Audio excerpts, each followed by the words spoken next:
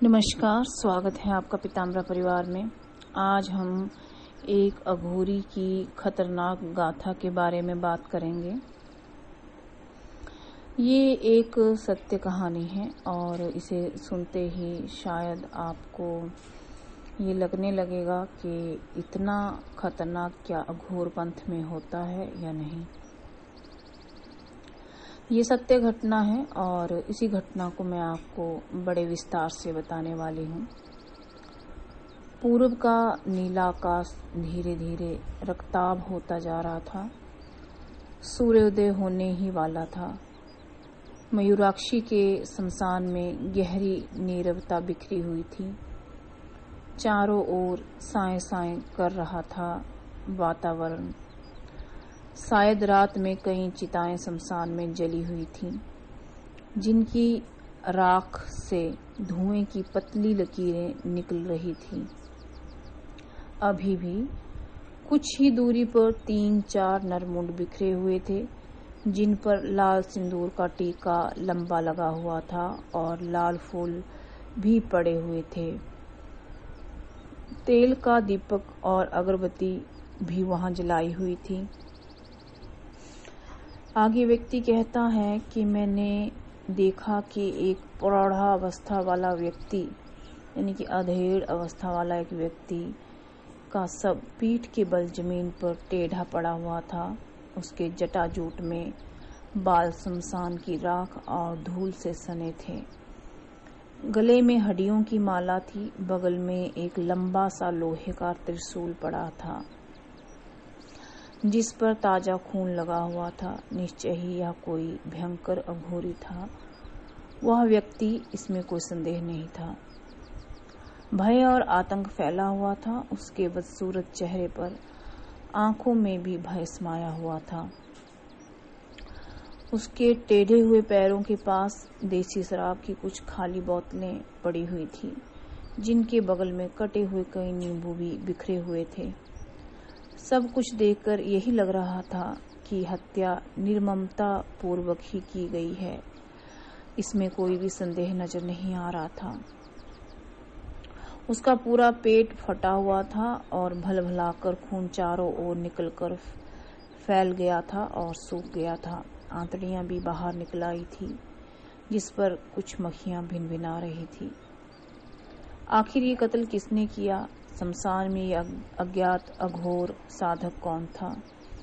इस प्रश्न के उत्तर में अघोर साधना की जो रोमांचकारी कथा सामने आई, उसी को मैं अब आपको आगे बताऊंगी। अमावस्या की काली अंधेरी रात, चारों ओर अंधेरा ही अंधेरा, सन्नाटा ऐसा कि मन सिहर उठे। लेकिन उस औघड़ को ना अंधेरे की परवाह थी, ना सन्नाटे की। वह अघोर मंत्र का जाप करते हुए एक अधबुझी चिता की परिक्रमा कर रहा था। नाथ संप्रदाय के साथ कनपट्टे अघोरी ने अपनी सिद्धियों से जान लिया था कि गांव में एक युवक अकाल मृत्यु का ग्रास बनेगा।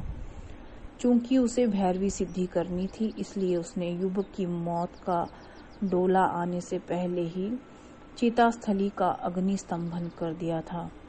यही कारण था कि वह चिता आधी जली हुई ही लग रही थी। चिता की भांति सब भी अर्ध दग्ध था, यानी कि आधा हुआ जला हुआ वो सब था। चिता की 7 बार परिक्रमा करने के बाद कनफटे अघोरी अघोरानंद ने अघोर नाद किया। फिर मुट्ठी में लिया वह कत्थई रंग का कोई चूर्ण और चिता में फेंक दिया, इस तरह जैसे वह किसी हवन कुंड में आहुति दे रहा हो। अधजले काष्ठ पर उस अभिमंत्रित चूर्ण का पड़ना था कि चिता भड़क उठी। चिता से उठने वाली विकराल लपटों ने शमशान में मलगजी उजाला कर दिया। चिता धधकते ही अघोरी ने अट्टहास किया। भयानक अट्टहास, जैसे जंगल में कोई पागल हाथी चिंघाड़ रहा हो। फिर वह चिता के पास ही स्थित अपने आसन पर जा बैठा। तंत्र साधना की पहले से ही उसने तैयारी कर रखी थी। कनेर के फूल, मछली, शराब और ना जाने क्या क्या उसने अपने पास रखा हुआ था। कच्चे सूत से एक काला मुर्गा भी उसने बांध रखा था। आसन पर जा विराजते ही अघोरी ने मदिरा उड़ेली और उसे एक ही सांस में गटागट पी गया। वह प्रसन्न था। उसके अनुष्ठान का प्रथम चरण सफल रहा था। मधुपान करके अघोरी ने एक गंदी डकार ली, नरकपाल को एक तरफ रखा और धधकती चिता की जानिब दोनों हाथ उठाकर जोर जोर से पुकारने लगा, जाग सवेश्वर अघोरी आया, जाग सवेश्वर अघोरी आया। सहसा धकती चिता में हलचल हुई और फिर ऐसा लगा जैसे सामत आ गई हो। चिता में हलचल होते ही पीपल के पेड़ पर बैठा मनहूस उल्लू अपनी कर्कश आवाज में चीखने लगा। घोंसलों में साये की पंछी पंख फड़फड़ाते हुए उड़ गए। शमशान में विचरण वाली दुरात्माएं हाहाकार करती हुई यहाँ वहां भागने लगी। तभी चिता में अधजले सब ने अंगड़ाई ली और दांत किटकिटाता हुआ उठ खड़ा हुआ। बड़ा भयानक दृश्य था वो। धूं धूं करके सब जल रहा था। मांस और चर्बी के जलने की असहनीय दुर्गंध चारों तरफ फैल गई थी। जैसे ही सब उठकर खड़ा हुआ, अघोरी ने सामने रखी शराब की हांडी उठाकर उसकी ओर उछाल दी और कहा, ले सवेश्वर अपनी प्यास बुझा, ला शमशान पुत्र दे। यह कहकर सबने दोनों हाथ फैला दिए। हवा में उड़ती हुई हांडी उसकी हाथों में जा समाई। सबने हांडी मुख से लगाई और पल भर में ही सारी मदिरा पी गया। फिर उसने चिता पर हांडी पटक कर फोड़ दी और चिल्लाने लगा, मांस मांस। अघोरी ने पहले मछली और फिर कच्चे सूत में बंधे काले मुर्गे को सवेश्वर की तरफ शराब की भांति उछाल दिया। मछली मुर्गा खाकर सवेश्वर तृप्त हुआ और बोला, अभय हो अघोरानंद अभय। उसकी आवाज ऐसी आ रही थी जैसे कोई बच्चा अंधे कुएं के भीतर से बोल रहा। आज की रात यह शमशान तेरा हुआ। डाकिनी, शाकिनी, पिशाचिनी तथा रक्तपान करने वाली दुरात्माओं से तू अभय हुआ। निर्विघ्न होकर अपनी साधना कर। ऐसा सुनकर वह अघोरी अत्यधिक प्रसन्न हुआ। उसने सर्वेश्वर को करबद्ध प्रणाम किया जैसे वो उसका आभार व्यक्त कर रहा हो। अब मैं चला, ये कहकर सब धड़ाम से चिता पर गिर पड़ा। कुछ अंगारे, कुछ सूखी लकड़ियां यहाँ वहां उछली और फिर सब पुनः धूं धूं करके जलने लगा। अघोरी प्रसन्न। उसने शमशान प्रधान की मुद्रा, उसका अभय दान प्राप्त कर लिया था। अघोरी बहुत ही प्रसन्न था। शमशान में विचरने वाली प्रेतात्माएं अब उसके अभीष्ट में विघ्न डालने का दुस्साहस नहीं कर सकती थी। अतः प्रसन्नता के अतिरेक में अघोरानंद ने आसमान की ओर मुंह करके जोरदार ठहाका लगाया, आज मेरी साधना पूरी होकर रहेगी, मैं भैरवी सिद्ध करूंगा आज। तभी सावधान अघोरानंद, कर्ण पिशाचिनी ने अघोरी के कान में सरगोशी की, नक्षत्र अनुकूल नहीं है, लौट जा इस शमशान से, अन्यथा जिसे तू अपने खप्पर में बांधने की सोच रहा है वही तेरे प्राण हर लेगी। चुप अशरीरीय प्रेतात्मा, अघोरी दहाड़ा, क्या तू जानती नहीं, भूत प्रेत मेरे दास हैं, दुष्ट आत्माएं मेरी गुलामी करती हैं और मेरे अभीष्ट में विघ्न ना डाल, वरना किसी विरवे की कील दूंगा, फिर रोती रहेगी हजारों साल। सावधान करना मेरा काम था, आगे तेरी इच्छा है, कहकर कर्ण पिशाचिनी अदृश्य हो गई। अघोरी ने त्रिपुरारी की जय जयकार की और शराब की बोतल उठाकर मुंह से लगा ली। अघोरी ने 2 घूंट शराब गले से नीचे उतारी ही थी कि तभी उसके कानों में पायल की रुनझुन की आवाज पड़ी। पायल छनकाती एक लड़की धीरे धीरे उसकी ओर चली आ रही थी। धधकती चिता के पास बैठे औघड़ के सामने वो आकर खड़ी हो गई। औघड़ उसे देखकर लाल लाल आंखें निकालकर चिल्लाया, इतनी देर से आई है और गाली भी दिया। तुझे अघोरी के क्रोध का भय नहीं? लड़की बोली, क्षमा महाराज, देर आने में मैं दोषी नहीं हूँ, मेरी माँ दोषी है, उसी ने इतनी देर लगा दी। रत्ना, कहाँ है तेरी माँ? उस औघड़ ने गुस्से में पूछा तो वो सहम कर बोली, माँ तो मुझे छोड़ने आई थी, शमशान की सीमा से ही वापस लौट गई। अच्छा हुआ वहीं से लौट गई। औघड़ ने मुंह में शराब की बोतल लगाकर एक घूंट भरा और बोला, नहीं तो डमरू वाले का कहर उस पर टूट पड़ता। रत्ना डरी सहमी सी खड़ी थी। चिता की लाल रोशनी में उसके चेहरे पर भय के चिन्ह स्पष्ट दृष्टिगोचर हो रहे थे। अघोरी ने उसकी ओर कोई ध्यान नहीं दिया। उसने अपनी झोली से चिता भस्मी निकाली और भैरवी चौक पर पूर दिया। फिर आदेशात्मक स्वर में बोला, अनुष्ठान की सुबेला निकट ही है, निर्वस्त्र होकर इस चौक में बैठ जा।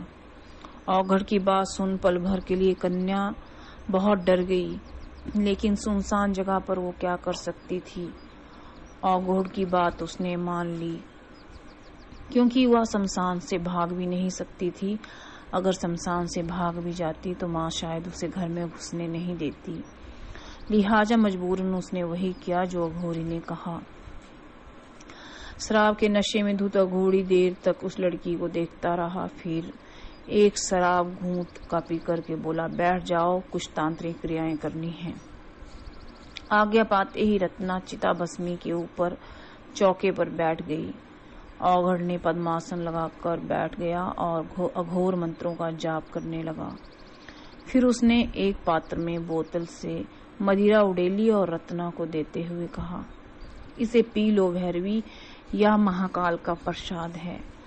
रत्ना ने इससे पहले कभी मदिरा छुई तक नहीं थी, अतः वो हिचकिचाई, पर अघोरी की डर की वजह से मजबूरी में उसे पात्र खाली करना पड़ा। शराब गले से नीचे उतरी। थोड़ी ही देर में वह डरी हुई हिरनी से एक शेरनी बन गई। मन ही मन उसे ऐसे लग रहा था कि मैं सामने वाले को झपट कर खा जाऊं और उसका शिकार कर दूं।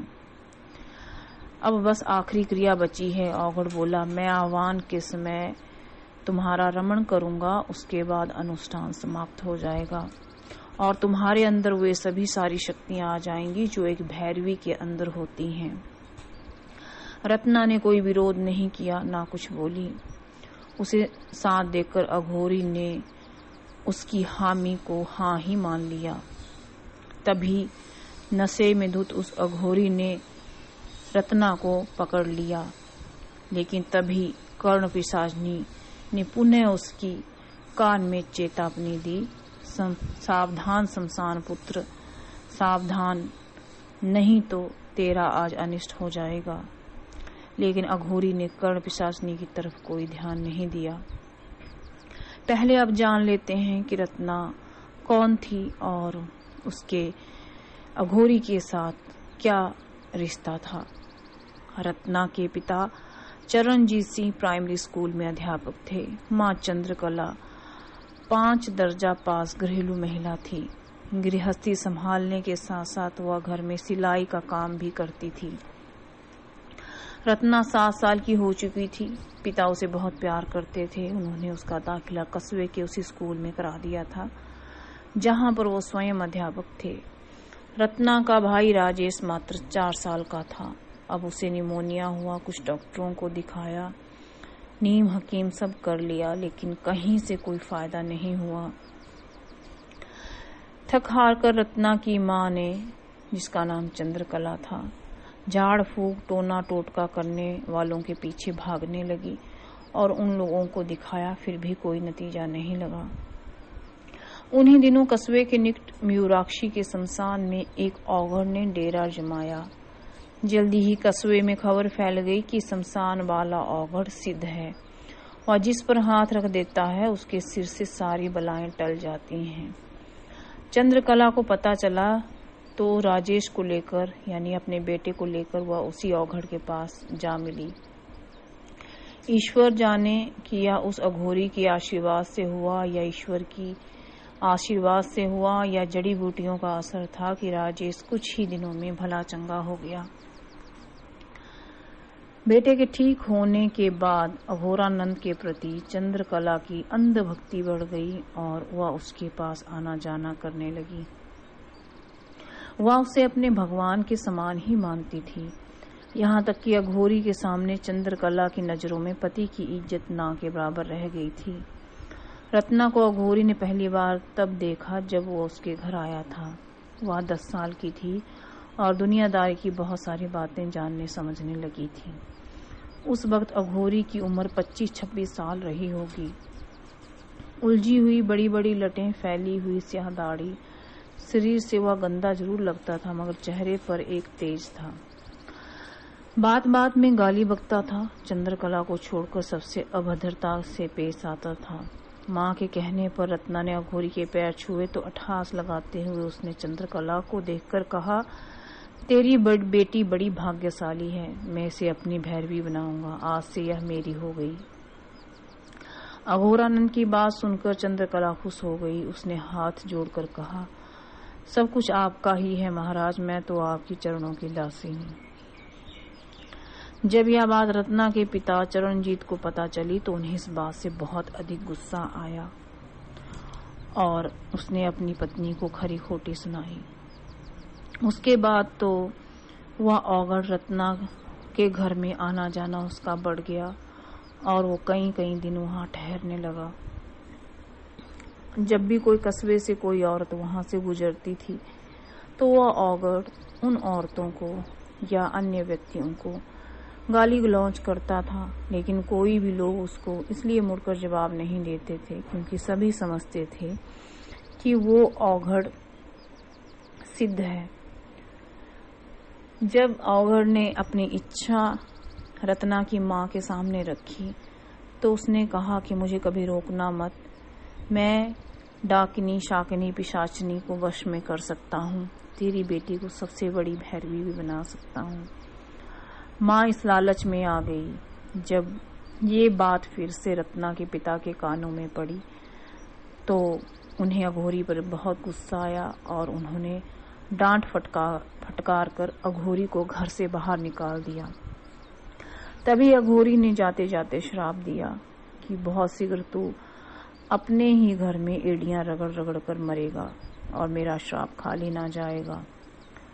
उसके बाद कुछ समय बाद ही रत्ना के पिता बीमार रहने लगे और धीरे धीरे बीमार होते होते उन्होंने चारपाई पकड़ ली।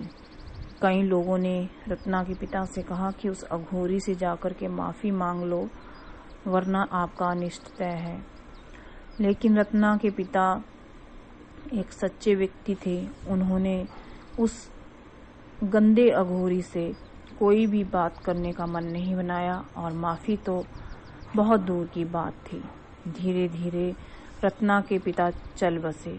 उस रत्ना के पिता की मृत्यु के बाद उस अघोरी ने उनके घर पर ही डेरा डाल लिया। जब रत्ना कुछ बड़ी हुई तो उसे पता चला कि उस अघोरी और उस स्त्री यानी कि उसकी माँ के बीच में कुछ अच्छे संबंध नहीं है और जो लोग हैं पूरे इलाके के वो उस अघोरी से डरते हैं और जो अघोरी वो कह दे वो उन्हें करना ही पड़ता है। धीरे धीरे वो अघोरी धर्म की मांग किया करता था और उसके बदले लोगों को आशीर्वाद दिया करता था। जब रत्ना कुछ बड़ी हुई तो उस अघोरी ने कहा कि मैं कुछ तांत्रिक क्रियाएं करूंगा और रत्ना को अपनी भैरवी बनाऊंगा, इसलिए उसे आप पास वाले शमशान में रात को भेज देना। तभी वो रत्ना डरी सहमी सी उस दिन शमशान में पहुंची थी। बड़ी तेजी से बीत रहा था। कुछ साल कुछ समय में ही बीत गए। रत्ना ने कई बार अपनी माँ से कहा कि मुझे उसकी भैरवी नहीं बनना, लेकिन रत्ना की माँ अंधभक्त थी। उसने एक भी बात नहीं सुनी और उसने बेटी को डराया धमकाया कि यदि आप उसकी भैरवी नहीं मरोगी तो तेरा हाल भी तेरे पिता के जैसे ही होगा। क्या तुम भरी जवानी में एड़ियां रगड़ रगड़ के मरना चाहती हो? रात्रि का तीसरा पहर, लौटते हैं हम उसी कथा के ऊपर। शमशान में उसी समय जिस रत्ना को वो अघोरानंद अपनी भैरवी बनाना चाहता था, उस भरी अमावस में ही उस अघोरी का सर्वनाश हो गया और पूरा शमशान जाग गया और उस अघोरी को चीर फाड़ करके अलग कर दिया।